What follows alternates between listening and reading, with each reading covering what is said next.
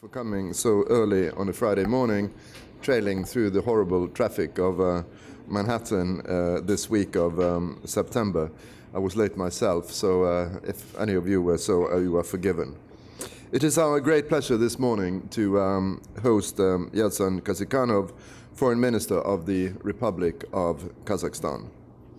The Foreign Minister, I know very well, is no stranger to the United Nations, having been Kazakhstan's permanent representative to the UN between 2003 and 2007. Excellency, my dear friend, it is indeed an honor to welcome you to IPI. You know us well from your time in New York and also from your time in Vienna, where IPI has a newly established office. You were ambassador to Austria between 2009 and 2011, and a very close friend of IPI's Vienna office.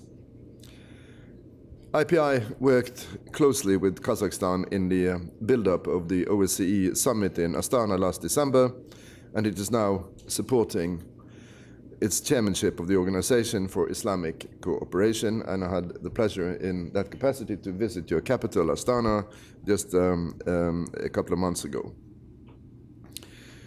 I was very impressed when I was in Astana, it was my first time, how truly, amazingly, the capital has grown out of the steppe within 13 years, and how Kazakhstan has emerged as a growing player on the world stage just 20 years after its independence. And I hope I will be able to attend your celebrations later this year to celebrate your 20 years of statehood. And I must say I was also impressed by the dynamism of Kazakh diplomacy under your able stewardship, Mr. Minister, chairing the OIC, the OSCE, and also the Shanghai Cooperation within a span of 12 months. That is, I must say, very impressive. We are now looking forward to hearing more about Kazakhstan's foreign policy and your country's ambition for the future. With these words, it's my great pleasure to give you the floor, Mr. Minister. You have the floor.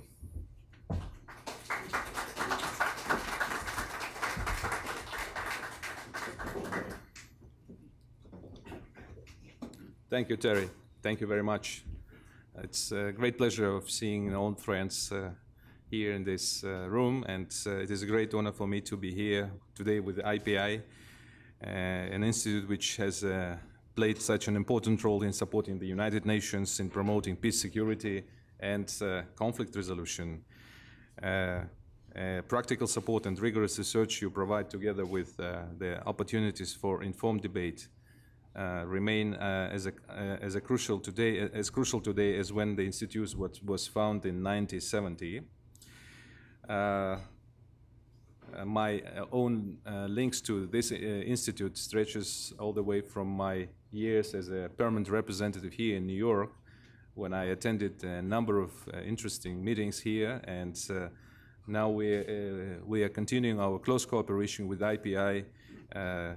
In my new capacity as a foreign minister, I'm pleased to all the support and assistance that IPI providing us in chairing the OIC, and also as it was when we were chairing the OSCE, another organization. Well, as you rightly mentioned, Terry, we will mark the 20th anniversary of independence in December this year. And we believe there is a great deal to celebrate. And while we still have many challenges to overcome, we are very proud of what we have already achieved socially, politically, economically, and the reputation of our country is growing as a successful, stable, and respected state worldwide. Of course, our history did not begin with independence. You know that Central Asia has long been a theater for major movements of people. Waves of migration have moved back from east to west and across the region, and the region became a meeting place of ideas and people. You know that many centuries ago, for example, Arabs brought to our region a world religion, Islam. Later, our region became a part of so-called great game, competition between powerful rival empires, and finally we became a part of Russia and the Soviet Union. And after the breakup of the Soviet Union, it is worth to mention that Kazakhstan managed to get out from the Soviet Union without conflicts or territorial losses, and we haven't had any inter-ethnic problems, any clashes, any conflict situations over the period of 20 years, preserving stability and ethnic accord in the country, unlike some other countries in our region, and you know that very well. But we were left to build our own independence practically from the scratch, having huge inflation, poor economy, and the economy was in desperate shape. And what has been made in the period of 20 years under the leadership of President Nazarbayev, our first president, that is remarkable. And it is worth to mention that Kazakhstan is the multi-ethnic and multi-confessional country. We have more than 130 ethnic groups and living in our country in peace and accord, and we're trying to send to show this example to the rest of the world that our experience can be shared in some other regions on the planet. We have good relations with our neighbors, great neighbors, Russia and China, and at the same time we have also a very good relations with the United States and the European Union countries. It is worth to mention that the border between the Russian Federation and Kazakhstan stretches as long as 7,500 kilometers. This is the longest continental border between two countries. The border even longer than the border between Canada and the United States. And we have 120 checkpoints, and we have 2,000 kilometers border with China. So you can imagine the total length of the borders of Kazakhstan is about 14,000 kilometers. And we are the 9th largest country in the world in terms of the landmass, after Denmark. And everybody is asking me, why Denmark? I said, because of the Greenland. Yeah, and yes, we were chairing last year the organization OSCE, the European organization, and it was a great experience for Kazakhstan. We are members of the OSCE since 1994, and you know that OSCE has broad agenda, has 3 baskets: political, economical, and humanitarian. We had to deal with many issues, starting from nuclear non-proliferation, conventional arms in Europe, protracted conflicts, you know, Transnistria, Nagorno-Karabakh, and Kosovo, and so on and so forth. And of course, we were involved in many humanitarian discussions that taking place in the area that covers OSCE covers, and as they say, from Vancouver to Vladivostok. And that was the first time that the country to the east of Vienna, namely Kazakhstan, was chairing this important organization. And we were the first from the CIS to chair that. You know that in 2 years' time, another CIS country, which is Ukraine, will assume the chairmanship, that they will be the second country from our region. Now we are chairing another important organization, which is called Organization of Islamic Cooperation. Previously, this organization used to be known as the Islamic Organization of Islamic Conference.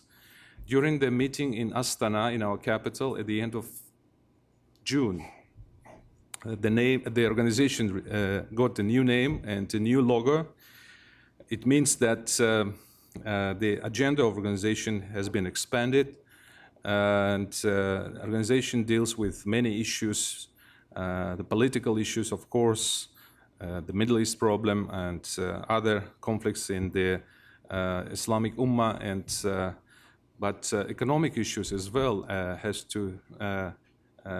equal attention, and also humanitarian issues. And with all this development in the regions, the weight and the importance of the OIC is growing.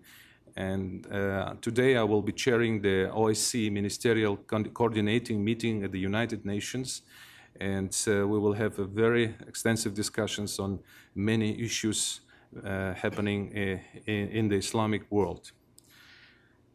Well, Kazakhstan has been hit by the economic crisis. You know that our economy depends much on the mineral resources, the hydrocarbons, oil and gas, and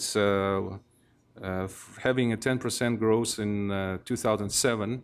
In 2008, our economy went down up to 1% growth, but after 2 years of recovery, we managed to get a good result. So last year and this year, our economy shows the 7% growth, which is fine. And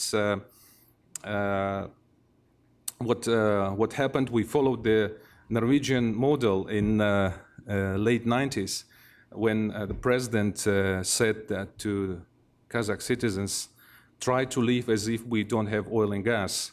And all the revenues from oil and gas has been sent to the so-called oil fund, or we call it Fund of Future Generations. So this fund has accumulated up to today accumulated $80 billion already, and some money has been taken from that fund to bail out the economy during the crisis, so that we had a soft landing during the crisis. Now the situation is fine. We have GDP per capita income $10,000, which is good results.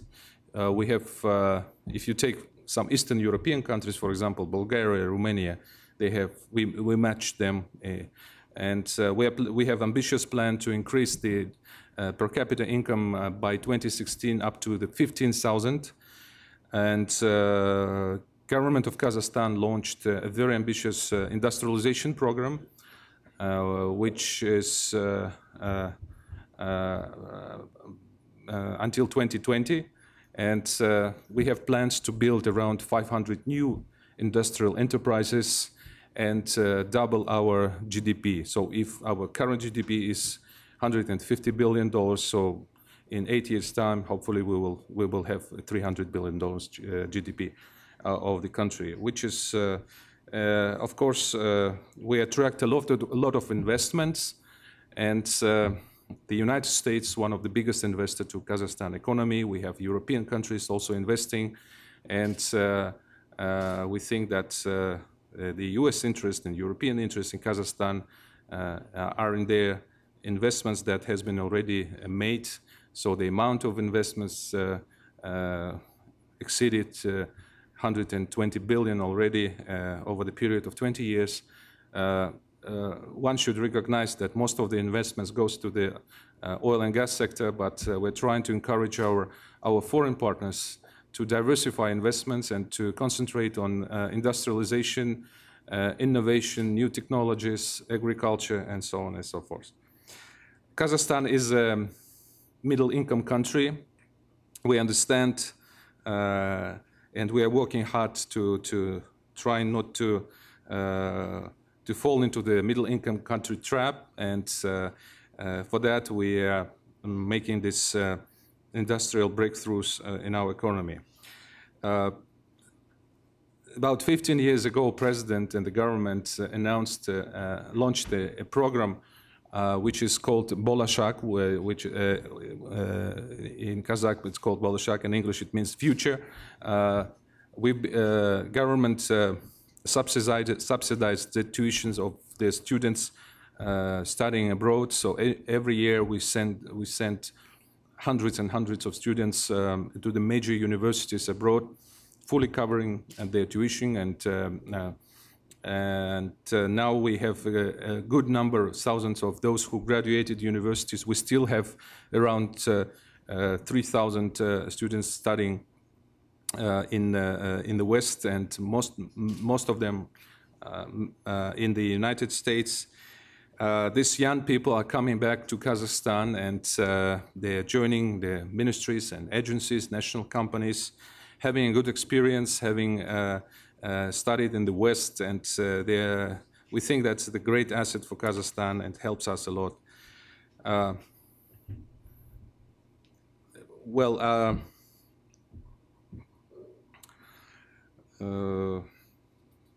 What we think that in order to boost the economic cooperation with the West and attract new technologies, it is important to think about the visa regime. And we in the Foreign Ministry, we announced that we will lift the visa regime for the OECD member states. You know that 34 countries are members of the OECD, and starting from the next year, we will start this program, and we believe that it will increase the number of business visits to Kazakhstan and tourism and so on and so forth. And what we are trying to do, we are trying the European Union and Western countries to also to provide equal treatment to Kazakhstani citizens. And I had a very good meeting yesterday with Madam Ashton discussing these issues. Kazakhstan is the biggest landlocked country in the world.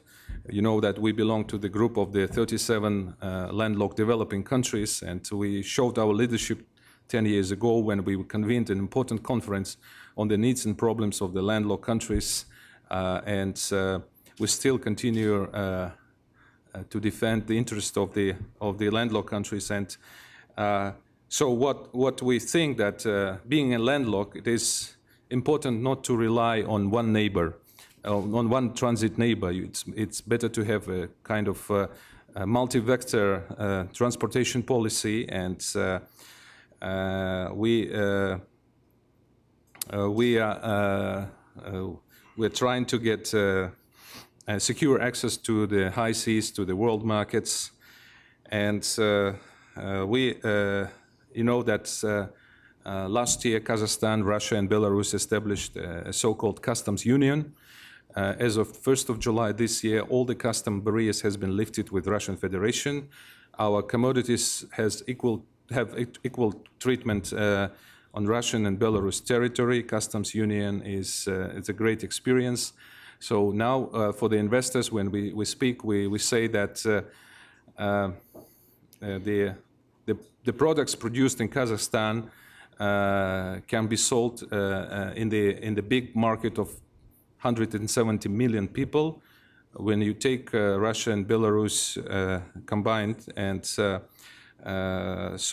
we have excellent investment legislation, and we're trying to attract as many investors as possible. We are building transportation projects. One of them we call Western China, Western Europe. It's a motorway going all the way from China to Europe, with 3,000 kilometers crossing the territory of Kazakhstan. The construction of the Kazakhstan portion of this motorway started last year, and by the mid of next year, we think that we will complete this construction.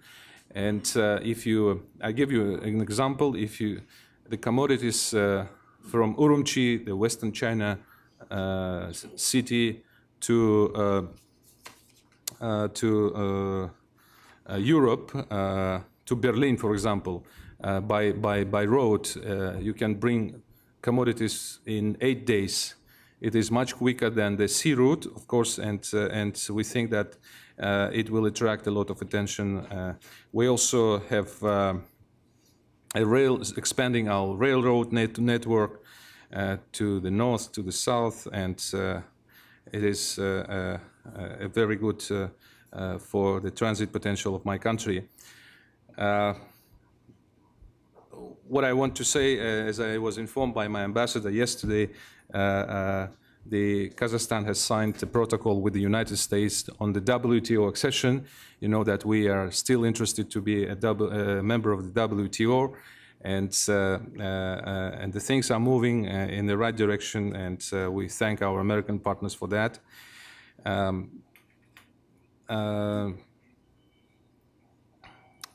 Speaking about Afghanistan, you know that Afghanistan is our neighbor. We don't have direct borders with Afghanistan, but of course, Afghanistan unfortunately remains to be a source of our concern, and we provided full support for the multinational forces, and we are on a bilateral base. We are providing a lot of assistance to Afghanistan. We are training Afghani students in Kazakhstan. You know that we have a special program of training 1,000 students from Afghanistan in Kazakhstan. We're fully covering all the expenses. So this month we received the second group of 200 Afghan students who are studying in Kazakhstan. We're sending fuel to Afghanistan, wheat, and we have some projects. And yesterday I attended a very important meeting co-chaired by Minister Westerwelle and Secretary Clinton on a new strategy which is called New Silk Road, bringing together, focusing on the greater role of the countries of the region, and Kazakhstan fully supports that program. We think that we have shared responsibility to help Afghanistan to get out from this difficult situation, and we continue to work hand in hand with the neighbors of Afghanistan and Afghanistan government.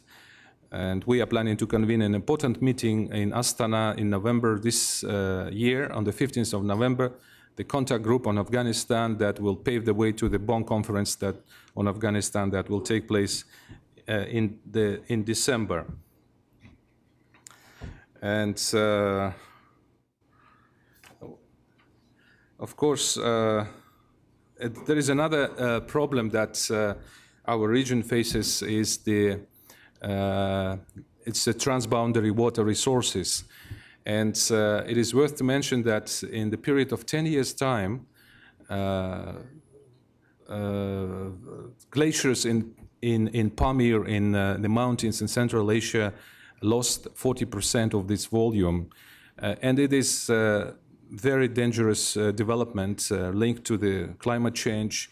And the glaciers in the mountains are feeding the waters of two big rivers, Amur Darya and Sir Darya, but historically known as Ceyhun and Seyhun. And you know that millions and millions of people depend on the waters of these two big rivers. Kazakhstan is a downstream country. We have only 60% of our water resources. 40% comes from outside. And we took note of the important report that has been prepared by Congress in March this year on the water issue in Central Asia. And we also look into Afghanistan as the potential consumer of water resources in our region.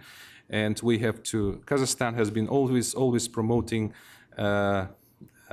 close cooperation. We have a number of proposals of establishing a water consortium in the region to make water use more predictable.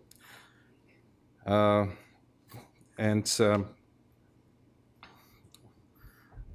is another neighbor that we have, Kyrgyzstan. You know, it's our brotherly neighbor. They had a problem last year when there was inter-ethnic clashes in the south part of Kyrgyzstan, which triggered the tension in the whole region. This year, Kyrgyzstan will be facing presidential elections on the 30th of October. We have a long border with this country. We have excellent relations. We understand there are economic difficulties. Kazakhstan has a special program of assistance to Kyrgyzstan. We are buying Kyrgyz electricity. We are providing them with the heating fuel, with the, food and other things. And what we want to Kyrgyzstan after the presidential elections to preserve stability in the country, and we will be continue our support to brotherly nation of Kyrgyzstan. We took note of the recent European Commission that recently European Commission approved the start of negotiations between Azerbaijan and Turkmenistan on so-called Trans-Caspian gas pipeline. And this follows unsuccessful negotiations on the status of the Caspian Sea. And you know that we have 5 littoral states. And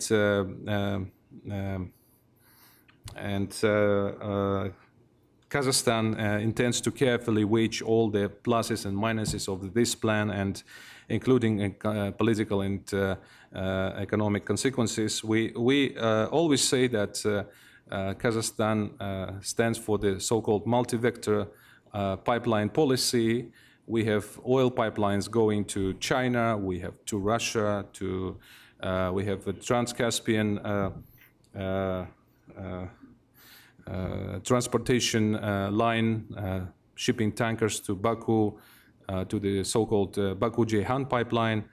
And we first look into the feasibility of any project, and then policy stands second. We are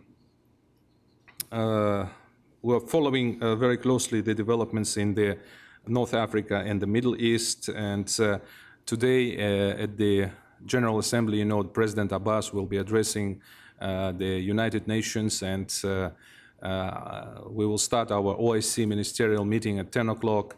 And we also will invite President Abbas to address the ministers of the OIC ministerial, who will be speaking about the Palestinian issue.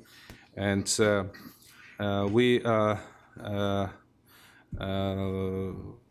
it is worth to mention that the OIC members are, and under our chairmanship, stretch helping hand to our brothers in Somalia. In August this year, we convened an emergency meeting and managed to raise the pledges of the countries to Somalia, and now we have more than $500 million that has been sent to Somalia, and the OIC has its physical presence in the region, and we are working with other agencies, UNICEF and European Union, to help countries in the Horn of Africa.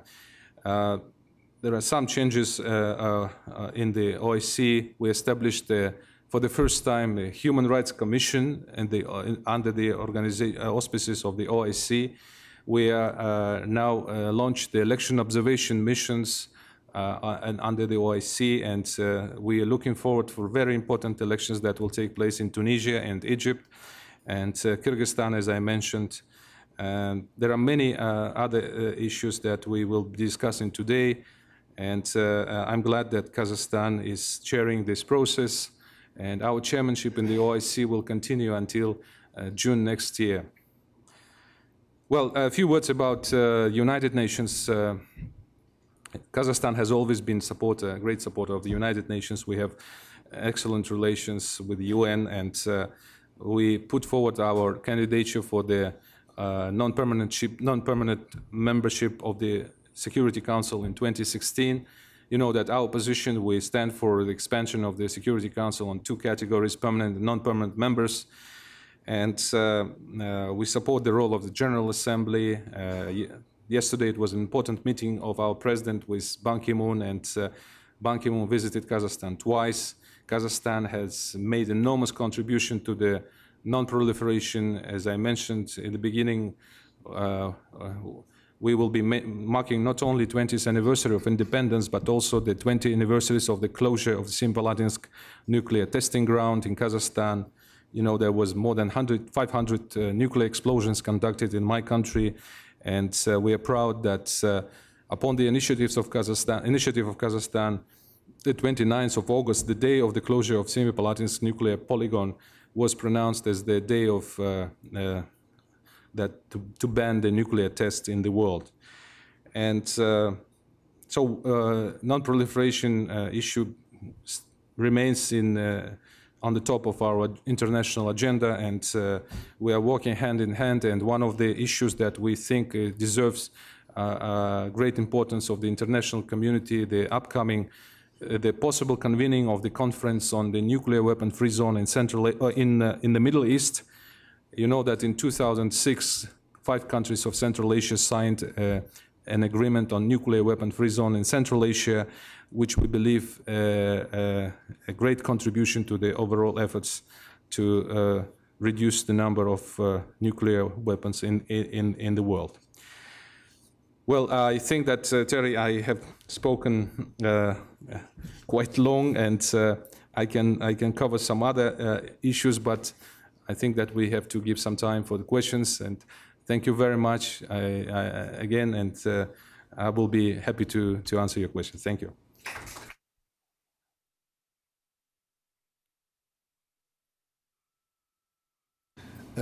Actually, my dear friend, listening to your wonderful tour of an exceptional country, I wish you had spoken longer. And I think this is the first time I've ever said that at this platform.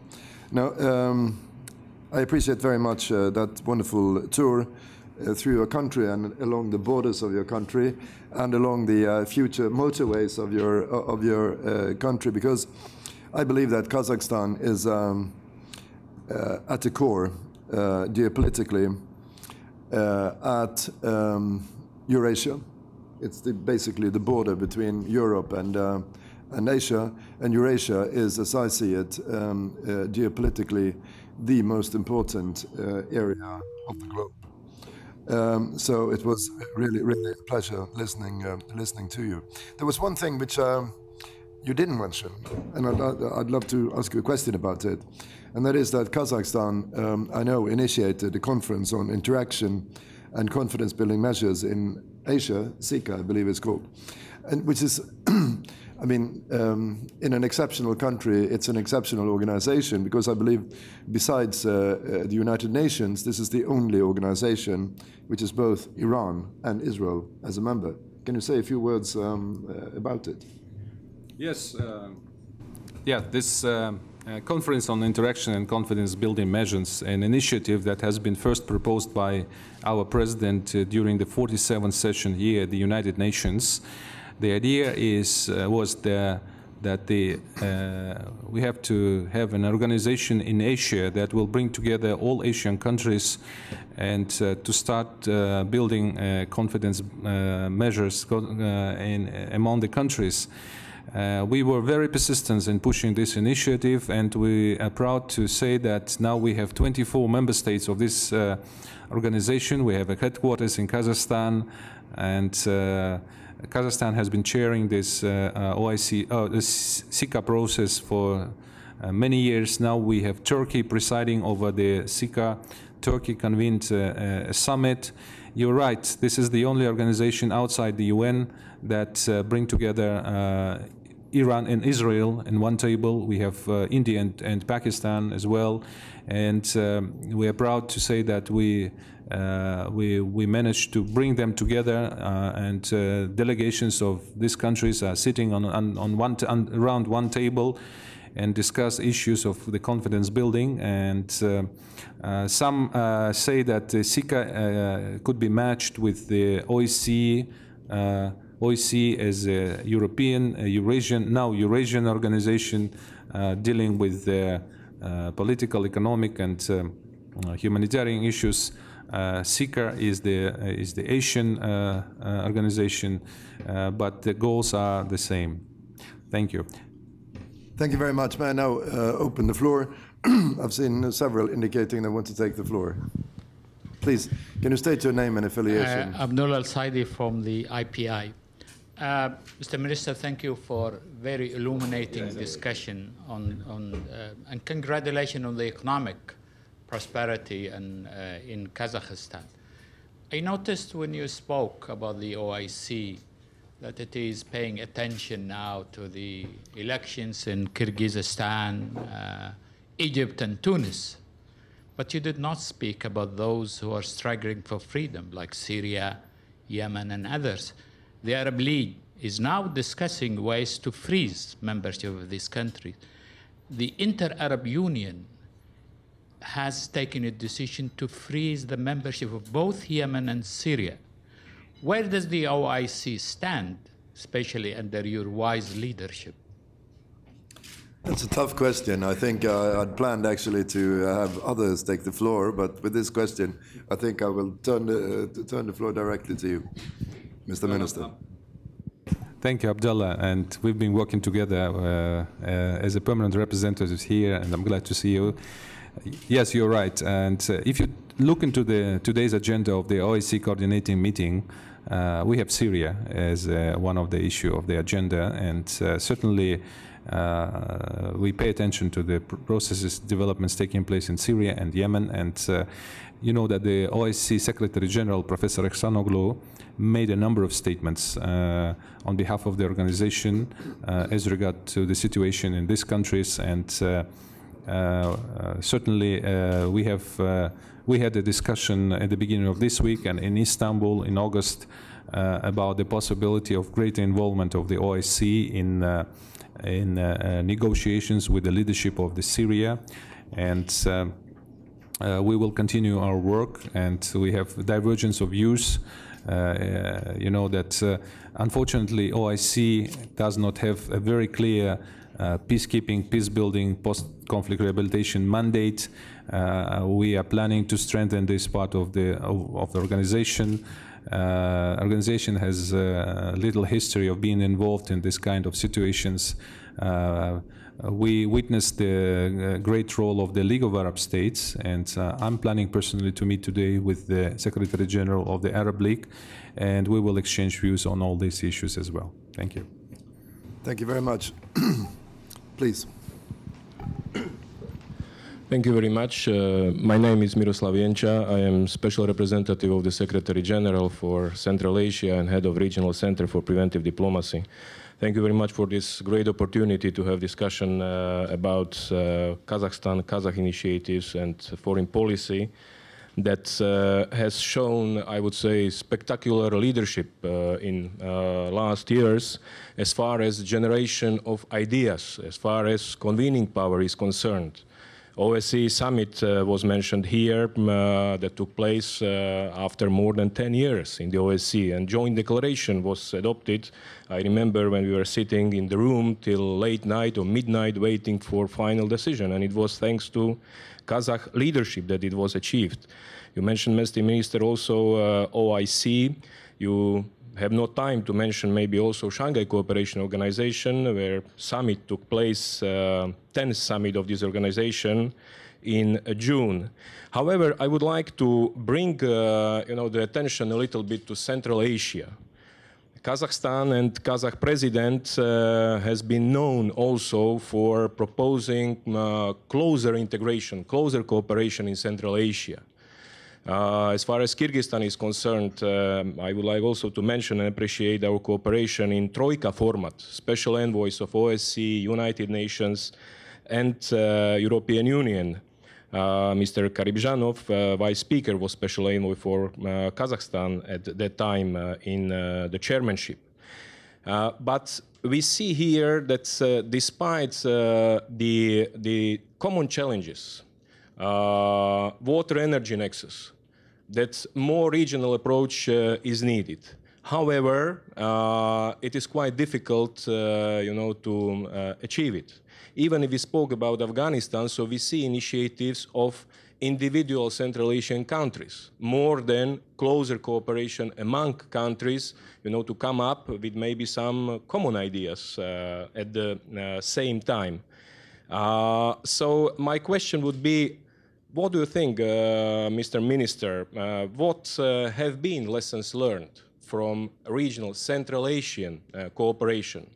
Why it has not worked as expected, or has it worked, to the expectations? What are the challenges for the future? We mentioned water. In 2009, President of Kazakhstan convened a very, I think, good and successful summit of Central Asian presidents on water issues, summit of International Fund for Saving Aral Sea. We see that such a meeting is overdue now also. So what would be your answer to the challenges for the future in this cooperation? Thank you. Thank you very much. I think that was, a range of very interesting questions. So I'm tempted actually to give you the floor right away on this question as well, and then go back to the audience. Thank you, Miroslav. And speaking about our chairmanships in the Shanghai Cooperation Organization, OIC and OSCE, yesterday I had a meeting with Madam Ashton. She said she's very keen to learn what will be the next chairmanship of Kazakhstan, and she said she thinks that we can all become a chairs of the European Union at a certain point. Well, yes, we're trying to conduct, the policy. We don't shy of being chairs of many regional organizations, and I think it is important. We support fully the multilateral approach to the many issues and in the region. And we also appreciate the role of your organization that you are heading, the Preventive Diplomacy Center in Dushanbe and in Ashgabat, and I think that UN plays a great role in the region, and you have our full support in that. You touched upon a very sensitive issue, the issue of integration in Central Asia. You know that President Nazarbayev and our leadership always stood for the great integration. Only united we can overcome all the problems and challenges that our region faces. And President called for so-called Central Asian Union. We are working in that direction. Although we don't have received much of understanding from some of our neighbors, but we still hope that the time will come when we will unite our efforts and we will be working together. We are ready to work in any formats, and we say that if 3 countries agree to work with Kazakhstan, others will join, and you know that there are a number of different organizations that have different configurations, and Kazakhstan is the party to all of them, and we're trying to be vocal. We are defending our position. We think that it is important to convene next RLC Saving Fund Summit, and that is scheduled to take place in Kazakhstan, I think, it could serve as a good platform for the water negotiations among the countries of the region. And you know that there was an important summit meeting, informal summit meeting of the Collective Security Treaty Organization in Astana this summer. We spoke extensively about the regional cooperation during the Shanghai Cooperation Summit, and there will be an important CIS ministerial meeting next April in Astana as well, and so we will try to continue our negotiations and with our neighbors to try to bring together countries of Central Asia. Thank you. Thank you very much. We are getting close to closing the meeting. We have about 5 minutes left, so I will allow for one more question. There's a gentleman there at the back. Good morning, Excellency. Thanks to IPI for hosting this, and thank you for a great presentation. My name is Douglas Gardner. I work at UNDP. Excellency, I wanted to get your views on a meeting the UN is co-hosting with Brazil in June of next year, the United Nations Conference on Sustainable Development. The Brazilians have said this is not a conference on environment per se, but on development. With the size of the population growing, the planet staying the same, consumption and production patterns. I'm just wondering, Excellency, how you view the opportunity of this meeting, and what experiences you would bring to the table from Kazakhstan. Thank you. Well, thank you very much for your question, and I would like to start by saying that these days we have an important conference taking place in Kazakhstan that brought together the ministers of environment of the European countries, and the major topic of this conference is the initiative which is called the Green Bridge Initiative. The Green Bridge Initiative, what it means that we want to unite the efforts taken by the European countries and the Asian countries and try to bridge their positions, bridge their cooperation in terms of technologies, exchange of knowledges, and because isolated efforts of the European countries and isolated efforts of the Asian countries will not produce a result. So what Kazakhstan has proposed, that we have to build a green bridge between the Asia and Europe, and we are coming with this initiative to the Rio conference on the 4th of June next year. We already booked a side event there. Our president is planning to participate in the Rio summit. We have our own proposals on the climate change issue, on sustainable development. So I'm sure that Kazakhstan will be vocal, and we will be speaking at the second committee meetings on that issues. And if you follow our statements, you will get more information on our position. Thank you. Then what remains for me is to say thank you for a tour of a truly amazing and unique country. And also thanks to you, Foreign Minister. I think I have everybody who know you here with me when I say thanks to a unique diplomat representing a country, and I really mean it, at the crossroads between not only Europe and Asia, but at the crossroads of world politics, which is only exemplified by the chairmanship of the multiple organizations you've been at and that you currently are at. So it was a privilege being with you, and I think I have everybody with me when I say good luck into the paths of the future for your country and for the future of Eurasia and the world. You will play a unique role, as we've all seen. Thank you so much. Thank you, Ted.